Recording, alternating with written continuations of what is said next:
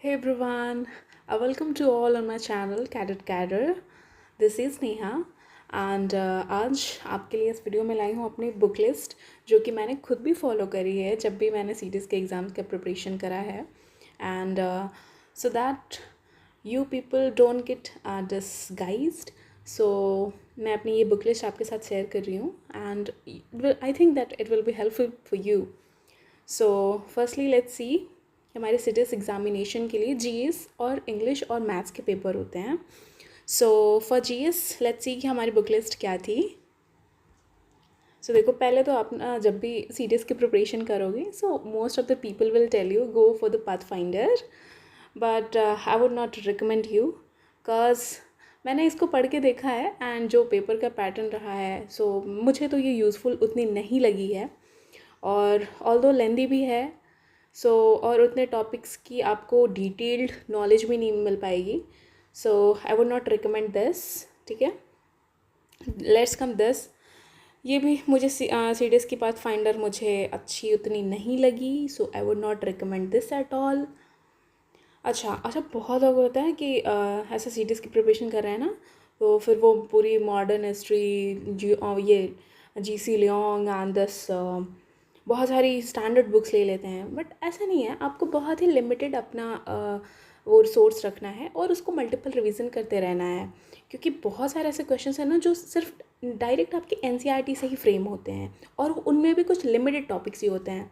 ठीक है, तो हमको ऐसे ज़्यादा सच भागना नहीं है, हमें बहुत लिमिटेड रखना है हमारा जो भी हमारा सिलेबस है और जो भी हमारे सोर्सेज हैं. ठीक है, तो उसके लिए सबसे पहले लेट्स सी कि अच्छा एक है ना, बहुत लोग आपको रिकमेंड कर सकते हैं कि लाइक सीडीएस की ना ये दिशा की वो ले लो.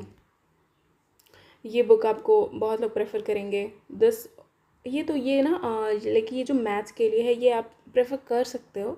हाँ, बट एक चीज़ मुझे बहुत ज़्यादा बेनिफिशियल लगी, दैट इज़ दस सीडीएस की इंग्लिश के लिए.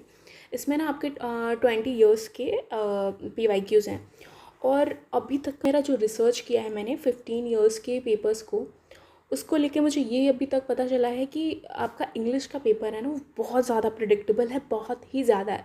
ठीक है, तो उसके लिए आप और कुछ मत करो. आपके लिए आपको इसके लिए कोई स्टैंडर्ड बुक्स भी फॉलो नहीं करनी है. You just have to stick to the PYQ. सिर्फ आप PYQ देखो एंड आप आराम से 80+ इसमें ला सकते हो. ठीक है, तो यस, ये बुक मैं आपको रिकमेंड करती हूँ, ये आप ले सकते हो. अदरवाइज़ अगर आपको ये नहीं लेना है तो आप सिंपली यूपीएससी की वेबसाइट पे जाओ, वहाँ से आप इंग्लिश के जो भी प्रीवियस ईयर पेपर्स हैं ना सीडीएस के, उनको आप डाउनलोड कर लो along with their answer keys, और उनको ना आंसर कीज़ वो सारे मैच भी कर लो.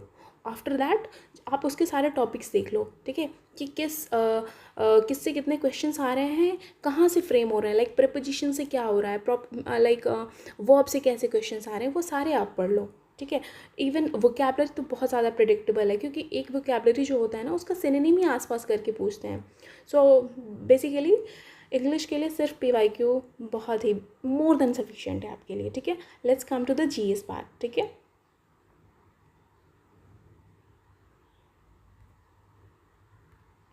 सो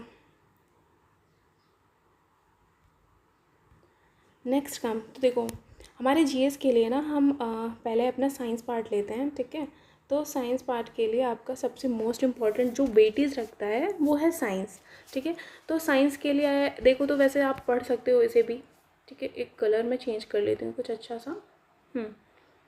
ओके, तो आप क्लास 6 से लेके 10 तक की एनसीईआरटीज़ आप पढ़ सकते हो. बट अगर आपके पास ज़्यादा टाइम नहीं है एंड बहुत ज़्यादा कंसाइज में आपको पढ़ना है तो येस, आप 9 और 10 तो पढ़ ही लो, या आप स्किप नहीं कर सकते. और यहाँ से बहुत सारे आपको क्वेश्चंस बन भी जाएंगे. बस कुछ मिसलेनियस ऐसे क्वेश्चंस होते हैं ना जो लाइक 11th या 12th के एनसीईआरटी से आते हैं, तो वो आपको नहीं करने हैं. ठीक है,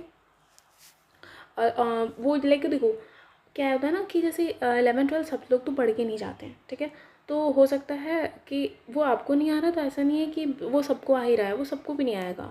ठीक है, तो जो आप जानते हो वो सब लोग भी जानते हैं. So that is the matter कि आप सिर्फ एक बहुत लिमिटेड करके जाओ अपनी चीज़ें, बट उसमें आप एक्सेल करके जाओ. अगर आप 9th और 10th करके जा रहे हो तो उसको अच्छे से पढ़ के जाओ, आपको मोस्टली क्वेश्चंस आप आराम से इसमें सॉल्व कर पाओगे. ठीक है, ओके, देन नेक्स्ट कम्स हमारा ज्योग्राफी पार्ट, ज्योग्राफी का भी वेटेज ठीक ठाक रहा है अभी तक का सीडीएस में, ठीक है। तो देखो ये ना क्लास 11th की है, क्या है ये फिज़िकल ज्योग्राफी है, तो इसको आपको पढ़ना ही पढ़ना है, ठीक है। देन आप ये पढ़ सकते हो, ये है आपकी इंडियन ज्योग्राफी, ये भी क्लास 11th की ही है, ठीक है। और ये क्लास 12th की है ह्यूमन ज्योग्राफी। इससे ना बहुत सारे सेटलमेंट्स के क्वेश्चंस आपको, क्रॉपिंग पैटर्न के, लाइक मिक्स्ड फार्मिंग हो गया, ठीक है, मिक्स्ड क्रॉपिंग हो गया, इस पे आपको क्वेश्चंस मिलेंगे। तो ये बुक आपको पढ़नी है, ठीक है। ये आई वुड नॉट रिकमेंड, फ़िलहाल आप 3 ये पढ़ सकते हो, this is more than enough, ठीक है।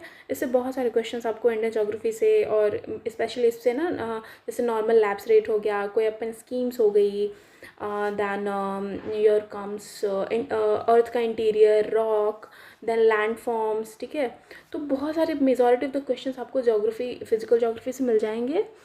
तो वेटेज सबसे ज़्यादा आपको इसका रखना है, पहले तो फिजिकल ज्योग्राफी का, दैन इंडियन, फिर आप ये ह्यूमन ज्योग्राफी, बहुत ही एक ही 2 क्वेश्चंस आते हैं, बट हाँ अलॉन्ग विद दिस आपको मैप करना ही करना है। आप कोई भी है ना एटलस ले सकते हो उससे, मार्केट से, और आप ना जो भी कंट्रीज़ आपकी जो भी न्यूज़ में रह रही हैं ना, उनको आप उस पर मैप पे देखते जाओ, उसके पास कौन सा सी है, कौन सा बॉर्डरिंग कंट्रीज़ है, कोई स्ट्रेट तो नहीं जा रही है, कौन सा आर्किपेलागो है, कौन सा आइलैंड है उसके पास, किसके टेरिटरी में है, ठीक है ना। कोई अगर डिस्प्यूटेड एरिया है तो वो आप देख लो कि वो किन कंट्रीज़ के बीच में आती है, कोई लाइन तो नहीं, जैसे कि देखो ना, जैसे हमारे यहाँ रेड क्लिफ लाइन है, ठीक है, या मैकमोहन लाइन है, तो ये सारी 24th पैरेलल, 49th पैरेलल, तो ये सारे आप उनको देख लो कि वो मैप में कहाँ लोकेटेड हैं, ठीक है।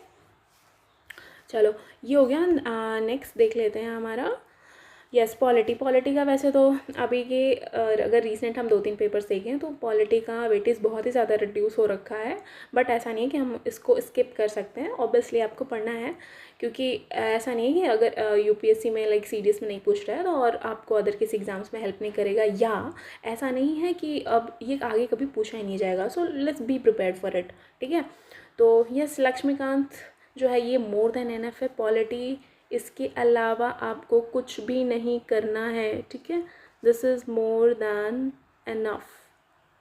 आप इसको एक बार पढ़ो, मतलब एक बार पढ़ो, न्यूज़ उसको नोट्स बनाओ, मल्टीपल रिवीजन करो, बस, और कुछ भी नहीं है इंडियन पॉलिटी के लिए, ठीक है। अलॉन्ग विद दिस सारे सब्जेक्ट आप PYQs लगाते जाओ, सिर्फ PYQ इज़ द की। चाहे जितना पढ़ लो, जब तक आप PYQ नहीं लगाओगे you will not feel confident, mark my words, ठीक है।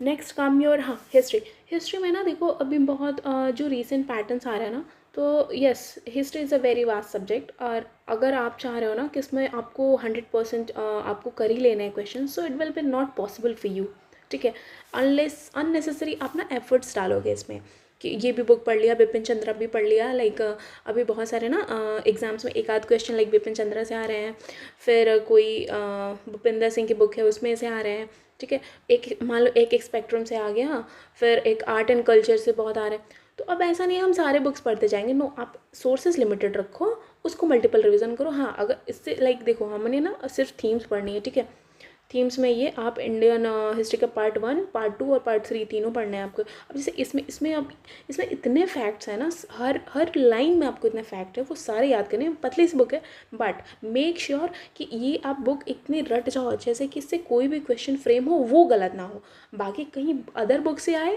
दैट डजेंट मैटर, ठीक है, वो आपको नहीं आ रहा दूसरे को भी नहीं आएगा, सो चिल, ठीक है। बशर्ते अगर आपने ये बुक पढ़ी है और इसके क्वेश्चंस अगर गलत हो रहे हैं आपसे, दैट इज़ द प्रॉब्लम, ठीक है। चलो नेक्स्ट, यस, ये आपको क्लास 12th की थीम्स पार्ट 2 कर लेनी है, मेडिवल हिस्ट्री के लिए है ये ना, सिर्फ आप सिर्फ इसको पढ़ लो, मोस्टली आप ना जो भी CDS हो गया, इवन CAPF के भी मोस्टली क्वेश्चंस आप इससे आराम से टैकल कर सकते हो, so this will be more than enough, ठीक है। अच्छा, next is your for that is your what called modern history, yes. So modern history के लिए ना आपको ऐसा सच नहीं करना है कि आप स्पेक्ट्रम लेके पढ़ने गए, एक बार को आप पढ़ भी सकते हो, ठीक है, but spectrum is very lengthy, ठीक है।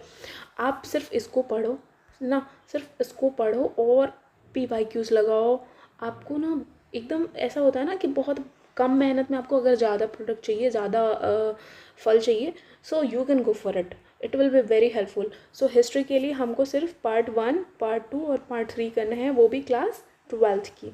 ठीक है, अदर हमें कोई सोर्सेज नहीं फॉलो करने हैं. स्पेशली अगर आप सीडीएस के लिए कर रहे हो तो बिल्कुल भी मेहनत नहीं करनी है एक्स्ट्रा आपको. ठीक है, सो कंक्लूज़न कर लेते हैं हमें कि हमें कौन कौन सी बुक्स फॉलो करनी है. सो दैट इज़, ठीक है, देखो आपको साइंस के लिए पहले ये 9th और 10th की तो करनी ही करनी है. ठीक है, देन आपको जोग्राफ़ी ऑब्वियसली क्लास 11th की करनी है, ये फिजिकल जोग्राफ़ी, इंडियन जोग्राफ़ी, और क्लास 12th की हमको ह्यूमन जोग्राफ़ी करनी है. ठीक है, फिर हमें इंडियन पॉलिटी करनी है, लक्ष्मीकांत. ठीक है, इसके अलावा हमको कोई भी बुक अदर फॉलो नहीं करनी है.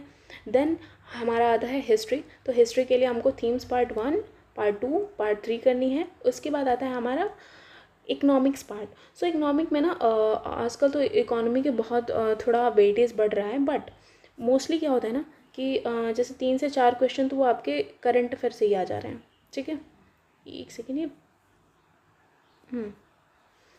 वो ना सारे आपके करंट अफेयर से आ जा रहे हैं, तो उसके लिए आपको न्यूज़पेपर देखना पड़ेगा. ठीक है, न्यूज़पेपर देखो. अपार्ट फ्रॉम दैट ये ना क्लास 12th की जो मैक्रो इकोनॉमिक्स है ना, ये आप पढ़ लो. और ये स्टैटिस्टिक्स फॉर इकोनॉमिक्स जो है, इसमें जैसे एक दो हैं, जैसे ना WPI हो गया, होलसेल प्राइस इंडेक्स, या कंज्यूमर प्राइस इंडेक्स. तो ये इस बुक से ना डायरेक्ट क्वेश्चन पूछ रहा है. इनफैक्ट अभी ना 2023 का एक क्वेश्चन आया था जिसमें वो ना लेबर को लेके ऐसा कुछ था. So that was given in this statistics for economics में था. इस बुक से वो डायरेक्ट क्वेश्चंस आए थे, तो आप इसको पढ़ सकते हो. और माइक्रो इकोनॉमिक्स ये तो आपको करना ही करना है. ठीक है, सो आपको ज़्यादा कुछ नहीं रखना है एज सच. आपको लाइक जीएस की प्रिपरेशन के लिए सिर्फ आपको ये लिमिटेड ही फॉलो करने हैं, आपको और कुछ नहीं करना है. ठीक है, और एक ही सोर्स है हमारा. ये जितने भी बुक लिस्ट मैंने बताई हैं वो आपको पढ़नी है अच्छे से. Plus without PYQ there is nothing that you can achieve. ठीक है, तो PYQ आपके मस्ट हैं. आप सारे सब्जेक्ट के PYQs लगाओ, एंड एटलीस्ट 10 ईयर्स के तो लगा ही लो. ठीक है, 10 ईयर्स के लगा लो, that will be more than enough. So आपको कुछ नहीं करना है, सिर्फ PYQs एंड जो भी बुक लिस्ट मैंने बताई है उनको मल्टीपल टाइम्स रिवीजन करना है. और मार्क माई वर्ड्स, जितने NCERT के सारे बहुत सारे ना जो भी आपको ना कोई डब्बे ऐसे दिख जाएँ क्वेश्चन मार्क्स में, कोई ऐसे क्लॉज बना हुआ, वो बहुत ही ज़्यादा इंपॉर्टेंट है. आप उनको एक बार कभी मिस करने का सोचो भी मत, वहाँ से ही क्वेश्चंस मोस्टली आपके फ्रेम होते हैं. So do remember that. फिर और बचा आपके लिए क्या कि हाँ, अपार्ट फ्रॉम दिस आप एक ऐसे ये बुक लिस्ट तो मैंने बता दी, आप इनको रिवीजन भी करो, बट आप अपना एक शॉर्ट नोट्स भी बना के रखो, सो दैट आप जब भी एग्ज़ाम के 1 महीने पहले आपका ये सारा कुछ पहले तो कंप्लीट हो जाना चाहिए. प्लस जो आपके शॉर्ट नोट्स हो ना, वो सारे ऐसा हो कि 1 महीने में आप जितने सब्जेक्ट्स हैं ना, वो सारा सिलेबस आप आराम से एक थॉरली उससे रिवीजन कर सको. So make short notes on every ना, ऑन एवरी चैप्टर. ठीक है, जो भी चैप्टर्स आप पढ़ रहे हैं उनमें एक शॉर्ट नोट्स बनाओ. ठीक है, और डू रिवाइज. ठीक है, so that's all for today. मिलते हैं नेक्स्ट वीडियो में, in which I will be teaching you the like science के लिए मैं सेशन लाऊंगी for CDS, in which I will be covering class 9th and 10th science. ठीक है, so do like and share this video if you found it useful, and मिलते हैं next video में. So thanks for watching.